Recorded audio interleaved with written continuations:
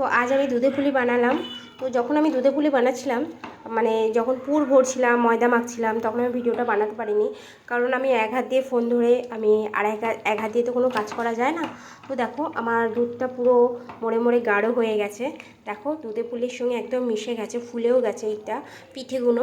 তো পিঠে খাওয়ার কোনো সিজন হয় না যে শীতকাল বলে পিঠে খেতে হবে। তোমার যখন মন চাইবে, যখন খেতে ইচ্ছে করবে তুমি খেতেই পারো। দেখো পুরো দুধটা পুরো ক্ষীর হয়ে গেছে, দেখো পুরো মাখো মাখো ক্ষীর হয়ে গেছে, দেখেছো? তো দেখো পুরো দুধ মরে একদম, দেখো পুরো ক্ষীর, দেখেছো কতটা থিকনেস, দেখো কতটা ঠিক, দেখো দেখেছো খুব সুন্দর লাগছে।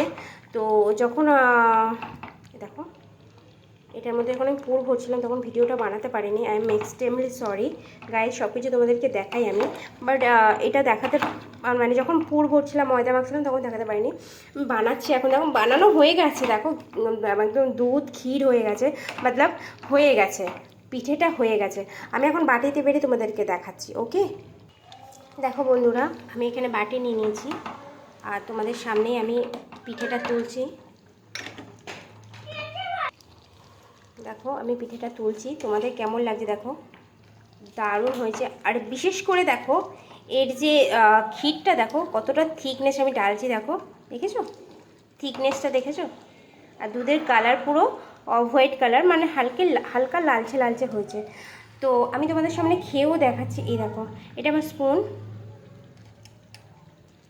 এখন তো গরম আছে, তো ঠান্ডা হয়ে গেলে বেশি মজা লাগবে খেতে। দেখো সেই স্বাদ হয়েছে বন্ধুরা, সেই স্বাদ, যদি তোমাদেরকে খাওয়াতে পারতাম। যাদের যাদের খাওয়ার ইচ্ছা তোমরা চলে এসো। ভিডিওটা ভালো লাগলে do like, share and subscribe করে দিও প্লিজ গাইস। তো তোমরা যদি কমেন্ট করো তাহলে আমার ভালো লাগবে, আরও মজার মজার ভিডিও বানাবো। ওকে বন্ধুরা, ভালো থেকো তোমরা সবাই।